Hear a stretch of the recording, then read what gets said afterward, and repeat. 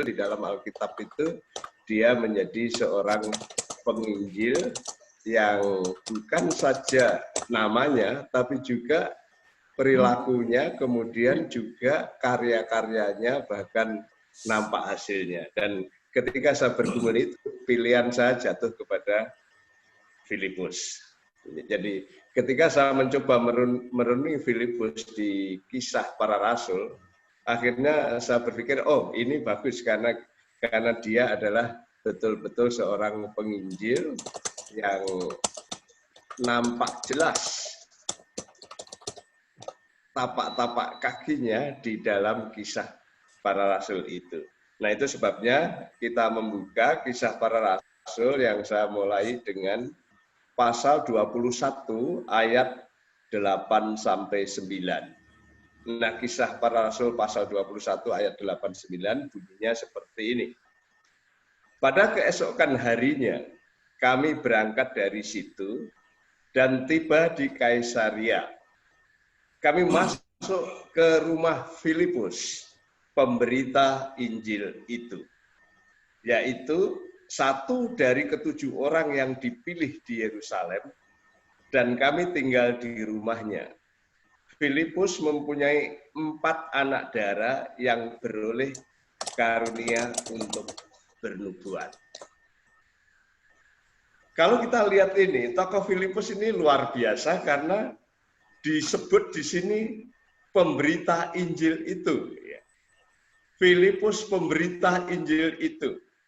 Dan yang menarik di sini yang menyebut itu Paulus dan timnya. Kala itu Paulus dan timnya sedang mengadakan perjalanan misioneris, kemudian ketika tiba di Kaisaria, dia langsung masuk ke rumahnya Filipus, tinggal di sana beberapa hari, dan dia memberikan identitas, memberikan semacam sebutan bahwa Filipus itu sang pemberita Injil. Sehingga ketika saya pikir, ini sang pemberita Injil yang tangguh. Kenapa di usia itu seorang rasul yang besar, teolog yang besar, church planters yang hebat, susah dicari tandingannya kala itu. Ketika ketemu Filipus langsung, ini pemberita Injil. Jadi saya merasa ini cocok untuk belajar Filipus itu. Nah, jadi saya melihat Filipus ketika disebut oleh Rasul Paulus si pemberita Injil itu, ini bukan sekedar identitas, ini bukan sekedar gelar, bahkan ini bukan sekedar jabatan seperti evangelis, seperti penginjil, bukan. Tapi kalau kita lihat, ketika Paulus berkata Filipus si pemberita Injil itu, dia sudah melihat bagaimana mungkin karya-karyanya, mungkin hasilnya, bahkan di awal perilakunya. Kenapa saya bilang gitu? Karena Paulus di sini berkata, kami masuk ke rumah Filipus pemberita Injil itu. Kemudian dijelaskan, yaitu satu dari ketujuh orang. Nah, satu dari ketujuh orang itu siapa? Nah, kalau kita perhatikan itu menunjuk kepada 7 orang yang diangkat untuk pelayanan meja. Nah, wah ini jadi saya berkata, wah ini Filipus contoh yang paling bagus. Dia seorang penginjil yang tangguh.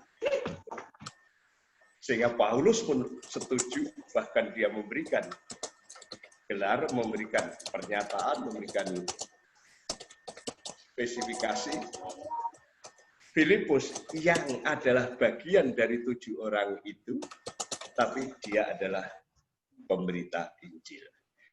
Nah, pemberita Injil ini dimulai dari mana? Kalau kita perhatikan, seseorang menjadi pemberita Injil dimulai dari perilakunya yang baik. Kalau kita lihat di dalam ayat yang ke-7b, dikatakan Filipus pemberita Injil itu yaitu dari ketujuh. Ketika menyebut ketujuh di situ, kita diingatkan bahwa ini adalah tim 7 yang boleh dikatakan embrio diakonia. Ini adalah tim 7 yang melayani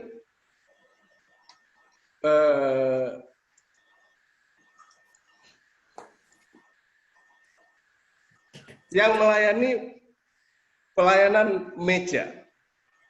Di dalam Kisah Rasul pasal 6 ayat 3, ya. Lanjut pelayan pasal 6 ayat 3 di perilaku sudah. Atau ini saya operasikan bisa enggak?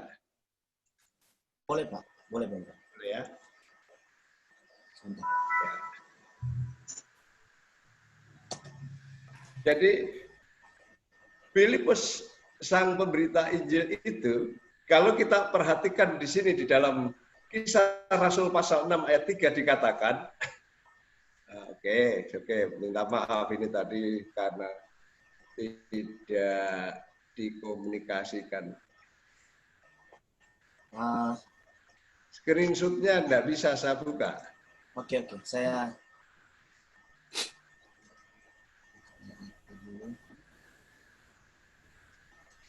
di sana atau di sini, terserah. Oke, makasih. Ya, saya bentar ya. Minta maaf tadi karena tidak dikomunikasikan, jadi saya tidak tahu kalau harus.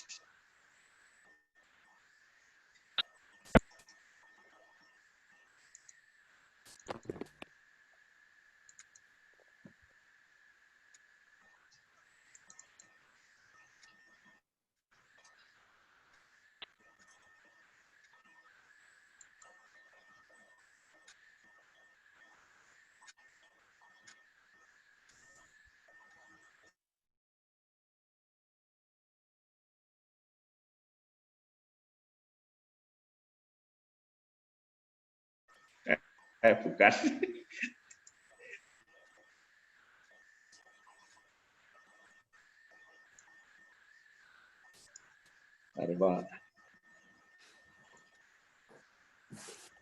Oke, bisa lihat ya? ya bisa Pak. Oke, jadi di dalam ayat 7b Filipus disebut sebagai pemberita Injil itu, yaitu dari ketujuh. Nah, Paulus di sini menyebut Filipus itu adalah dari ketujuh. Yang saya sebut tadi adalah tim tujuh. Ini adalah embrio dari diakonia yang dipilih oleh para rasul untuk pelayanan meja. Karena waktu itu gereja di Yerusalem berkembang begitu luar biasa sehingga beberapa persoalan misalnya pelayanan terhadap janda-janda Yahudi maupun non-Yahudi di wilayah itu seperti terapikan sehingga ada masalah. Kemudian para rasul mengumpulkan para pemimpin di situ, kemudian pilihlah 7 orang dari antaramu, di antara sekian banyak ribuan, bahkan 5.000 lebih. Pilihlah di antara kamu orang yang terkenal baik. Ya, tentunya ada persyaratan lain, ada penuh roh, penuh iman, penuh hikmat, dan lain sebagainya. Tapi saya garis bawahi di sini, pilihlah di antara kamu yang terkenal baik. Di antara 5.000 orang itu tidak mudah. Tapi yang menarik di sini, Filipus adalah salah satu orang yang terpilih di situ di antara sekian ribuan orang itu. Dia perilakunya baik. Dan nampaknya untuk menjadi seorang penginjil yang tangguh, dimulai dari perilaku pribadinya itu mesti baik, dikenal baik oleh banyak orang. Dikatakan dia terkenal baik di antara banyak orang. Tapi juga sampai saat Paulus datang ke rumahnya menjumpainya, itu dia juga masih dikenal baik. Ini padahal sudah selang waktu sekitar 20 tahun. Saudara bayangkan, ketika di Kisah Rasul pasal 6, dia masih muda. Ya. Dia dikenal baik. Kemudian kini ketika di Kisah Rasul pasal yang ke-21, dia juga dikenal baik. Jadi saya melihat di sini ini luar biasa karena waktu muda dia baik, waktu tuanya juga baik. Waktu dia masih muda dia dikenal dengan baik, waktu sudah tua pun dia dikenal dengan baik. Seorang penginjil mesti dikenal sebagai orang yang baik. Itu yang pertama. Seringkali orang-orang membuat pilihan, mana yang lebih baik, mantan orang baik atau mantan orang jahat. Pasti orang berpikir, mantan orang jahat, karena kalau mantan orang jahat berarti sekarang baik. Kalau mantan orang baik barangkali mungkin sekarang jahat. Tapi yang menarik, Filipus ini enggak. Filipus itu dulu baik, kemudian sekarang juga baik. Dulu waktu muda, di antara ribuan orang dia terkenal baik. Kini ketika dia di Kaisaria, dulu ketika di Yerusalem, dia terkenal baik. Kini ketika di Kaisaria, dia juga dikenal baik. Dan itu sebabnya Paulus datang ke tempat itu. Paulus dengan tim rombongannya, Paulus dengan tim pelayanan misinya, dia datang dan tinggal di rumah Filipus. Kalau tidak orang baik, mana mungkin dia bisa menerima tim sebanyak itu dengan baik. Dia seorang yang baik. Jadi dari sini kita bisa melihat seorang penginjil yang tangguh, yang muda juga dia tangguh, kemudian tua juga tangguh, dan semakin tua juga semakin tangguh. Biasanya diawali dengan memiliki perilaku yang baik. Dan kebaikan itu bisa dirasakan orang-orang sekitarnya. Bagaimana mungkin seorang penginjil, kalau dia tidak baik dan tidak disukai oleh orang-orang di sekitarnya, bagaimana dia bisa memberitakan? Ini jelas tidak. Sehingga modal awal dari seorang penginjil yang tangguh adalah perilaku yang baik, yang bisa dirasakan orang-orang di sekitarnya, bahkan yang bisa dirasakan oleh banyak orang. Ketika orang mengenal kita sebagai orang baik, sebagai orang yang ya mudah bergaul, mudah bersahabat, yang baik, maka orang itu akan lebih mudah untuk bicara. Saya ingat di tahun-tahun 80-an, saya masuk di STI tahun 81, ya, Pak Liu 79. Kemudian di sekitar kampus, waktu itu kampus baru pindah ke Kalasan itu, tahun 82. Di sekitar itu, sesudah sekitar 1 tahunan, orang-orang sana berkata begini, orang-orang di sekitar kampus. Hati-hati dengan senyuman mahasiswa STI. Kenapa? Kalau mahasiswa itu sudah senyum, nanti terus ngobrol. Kalau sudah ngobrol, sudah itu nanti terus memberitakan Injil. Semangatnya seperti itu. Jadi hati-hati dengan senyuman anak STI. Nah sekarang anak STI kalau jalan-jalan senyum atau tidak? Ya, itu perenungan. Seorang penginjil yang tahu diawali dengan berperilaku yang baik dengan orang-orang di sekitar, dengan orang-orang yang dia jumpai. Itu yang pertama. Kemudian yang kedua, kalau kita perhatikan, ya, penginjilannya jelas. Ya. Tanpa ada pelayanan pemberitaan yang konkret.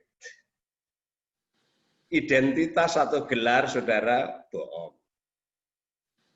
Orang bisa berkata, ini penginjil, saya evangelis. Tapi kalau tidak ada pemberitaan Injil yang konkret, itu juga bohong. Kalau kita lihat Filipus, bukan hanya identitas yang diberikan Paulus sebagai penginjil, tetapi memang di dalam kisah hidupnya ada sejumlah pelayanan penginjilan yang konkret, yang jelas, yang bisa kita temukan di dalam kisah para rasul. Taruhlah munculnya Filipus dimulai dengan kisah para rasul pasal 6. Muncul namanya. Sekalipun pasal 6 dan pasal 7 memang didominasi pelayanan Stefanus. Sesama teman dari tim 7 itu. Dan memang diakhiri Stefanus itu menjadi pupuk benih Injil dengan darahnya. Orang sering berkata dia menjadi martir yang pertama di dalam kisah para rasul, dan darah martir itu menjadi pupuk Injil. Karena sesudah kematian Stefanus, Injil bukan hanya di Yerusalem, tapi berkembang ke Yudea, Samaria, bahkan ke ujung bumi. Dari Stefanus, di mana pelayanan menonjol di situ adalah Rasul Petrus. Sesudah Filipus nanti lahir Paulus dan dia membawa sampai ke ujung bumi. Jadi boleh dikatakan memang Stefanus itu seperti Einsa yang mana pemberitaan Injil yang berfokus di Yerusalem, kemudian Yudea, Samaria sampai ujung bumi.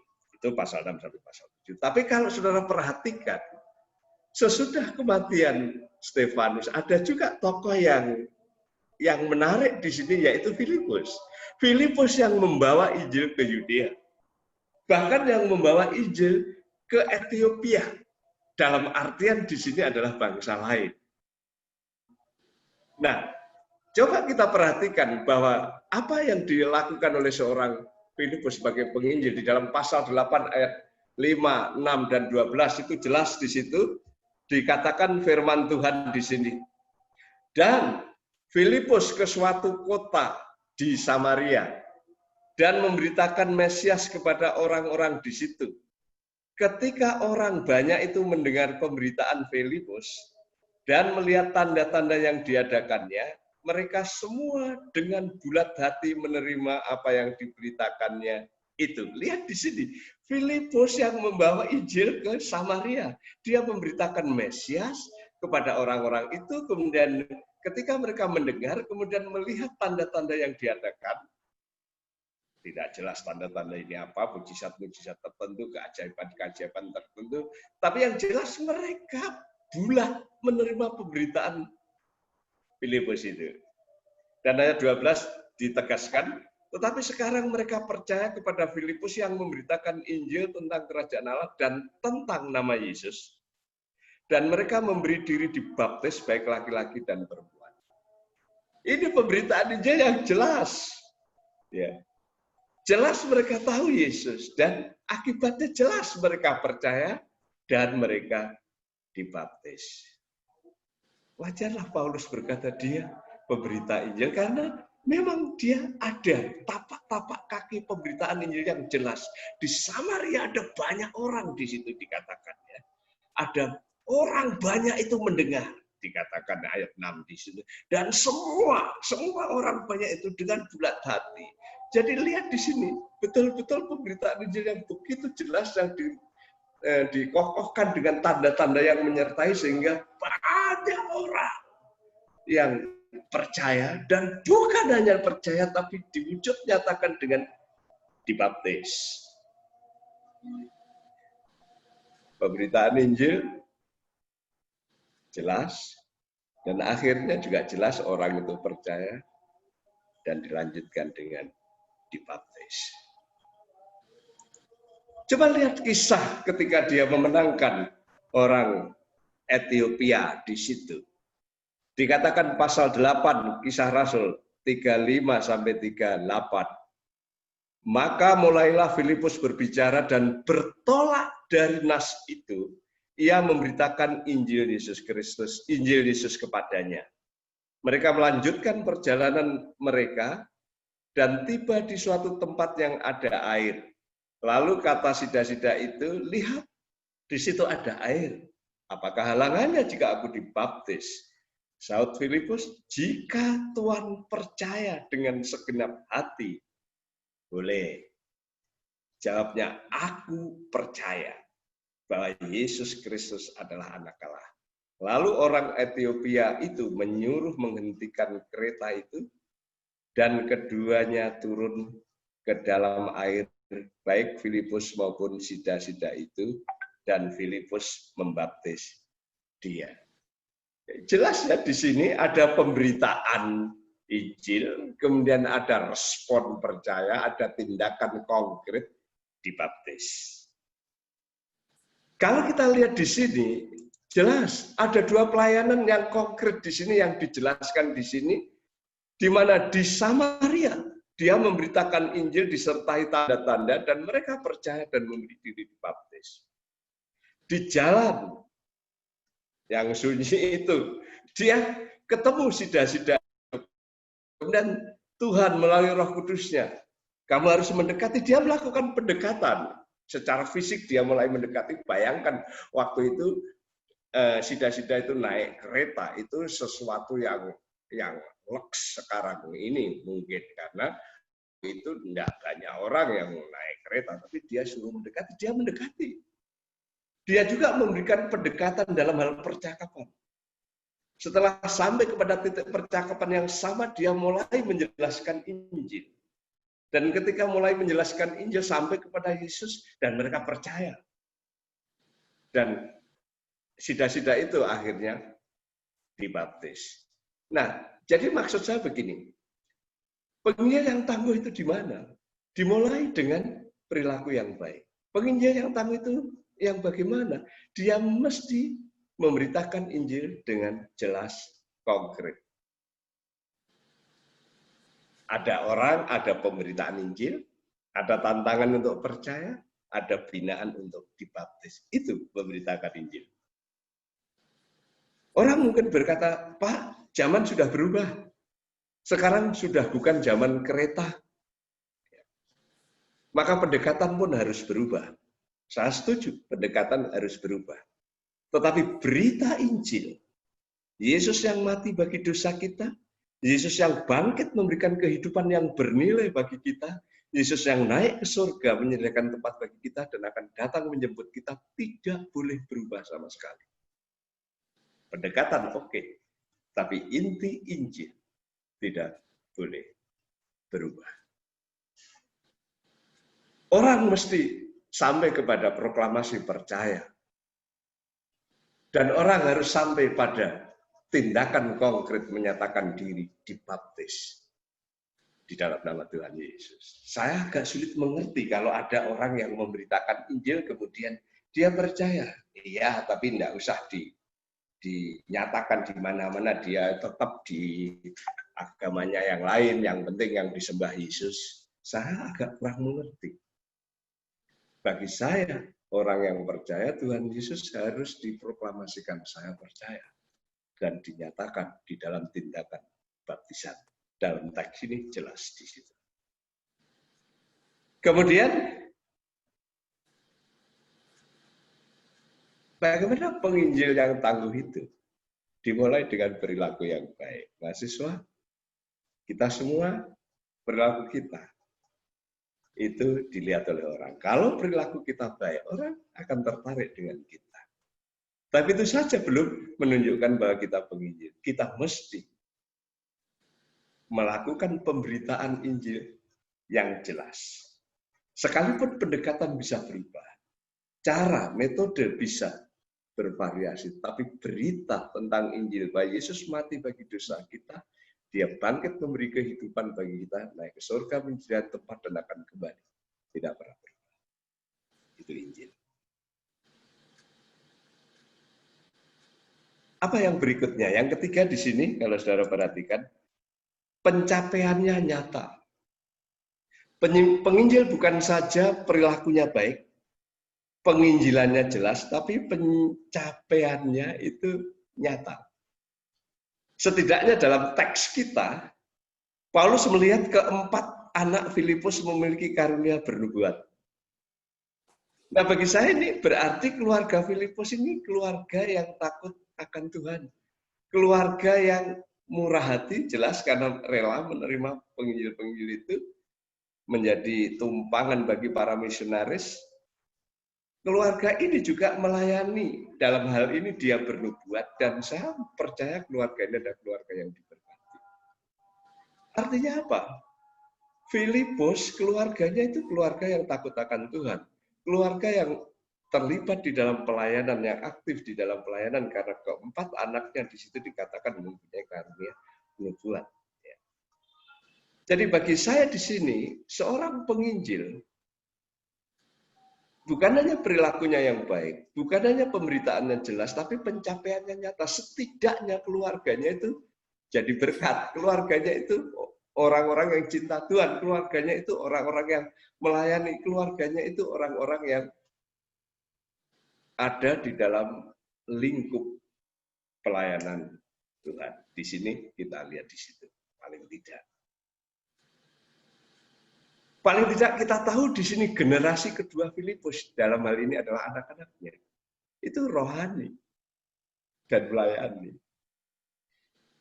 Nah, hamba Tuhan, Hati-hati dengan generasi kedua, apalagi generasi ketiga. Kalau kita tidak menginvestasikan iman, keyakinan kita, kasih, dan pengharapan kita kepada generasi kedua, biasanya generasi yang ketiga itu sangat berbahaya. Kita lihat di dalam sejarah gereja, kita lihat dalam pengalaman gereja-gereja yang pernah ada di dunia ini.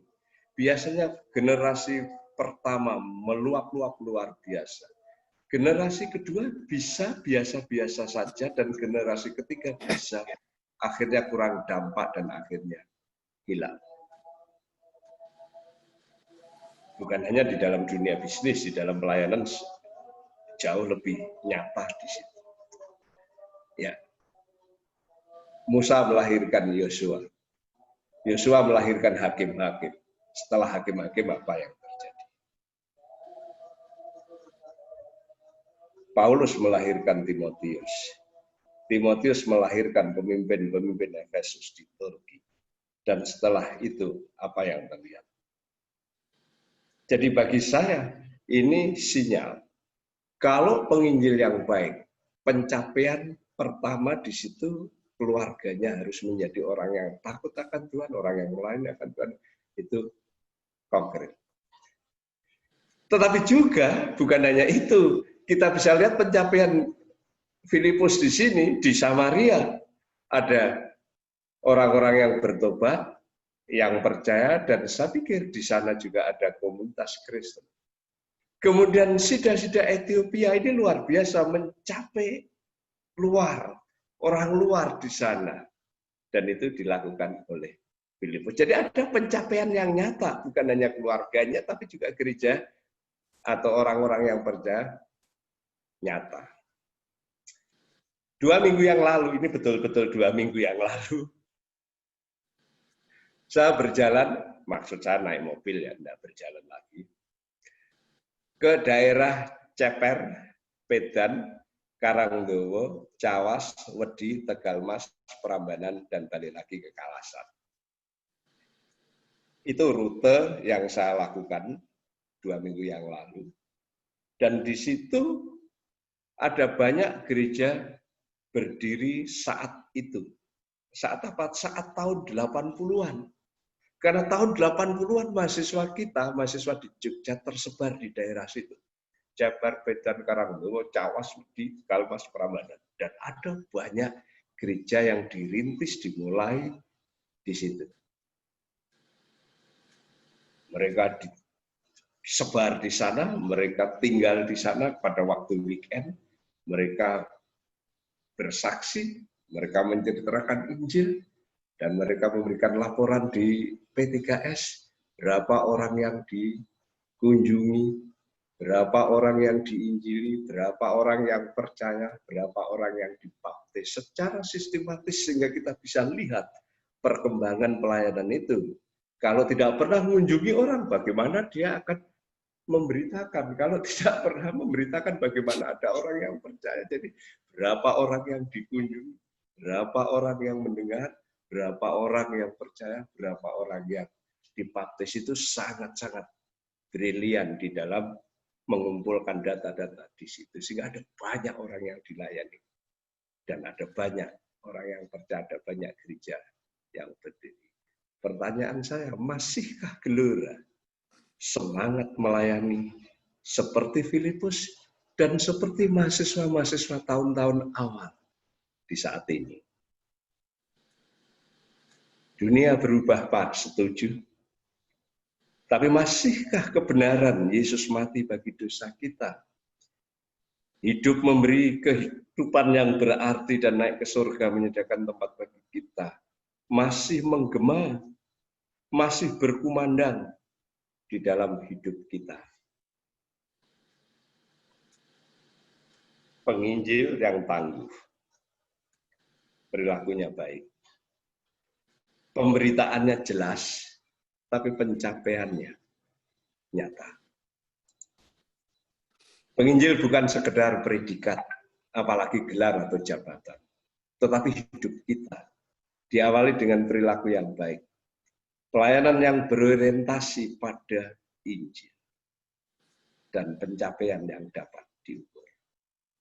Saya mencoba mengakhiri dengan satu kutipan dari seorang yang tahu dan bagian secara langsung dari pelayanan di STI di Yogyakarta.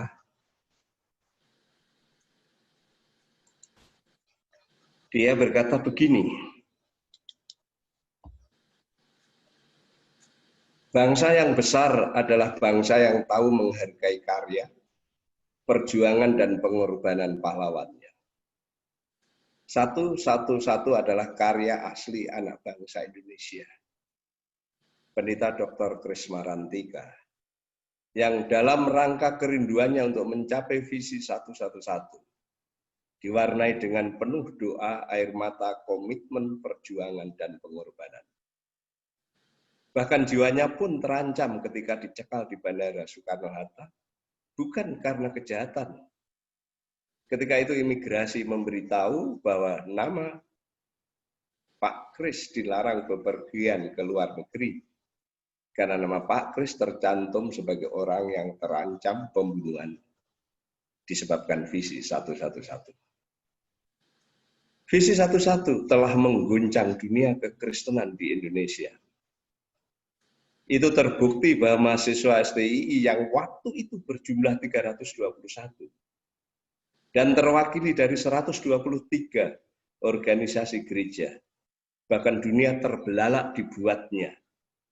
Karena ada juga mahasiswa yang datang dari Malaysia, ya, Raymond ya, dari India, ya, kemudian dari Amerika, tapi juga ada dari Jepang yang kelewatan di sini.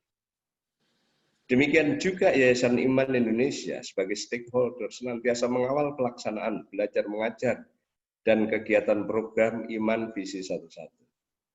Menjadi motivator terhadap berlangsungnya program Iman Visi 111. Pertanyaannya,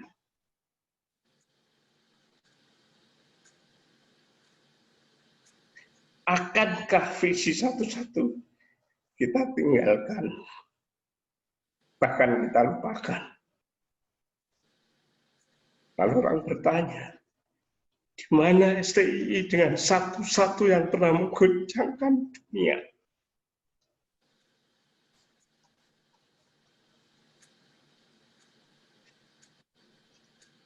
Jadilah penginjil yang tangguh. Mulai dengan diri kita perilaku yang baik. Ayo kita cermat, mencoba melihat kesempatan, bahkan dalam situasi yang sesulit apapun. Dalam situasi pandemi seperti ini, dalam kemajuan teknologi yang seperti ini, ada tidak kesempatan yang kita bisa pakai untuk mengumandangkan kebenaran Injil? Pasti ada. Dan terus gumulkan, sehingga bukan hanya kita memberitakan Injil, tapi ada orang yang percaya dibaptiskan, disatukan di dalam istilah zaman dulu pos-PI, yang nanti bisa menjadi cabang dan akhirnya menjadi gereja. Itulah inti dari 111.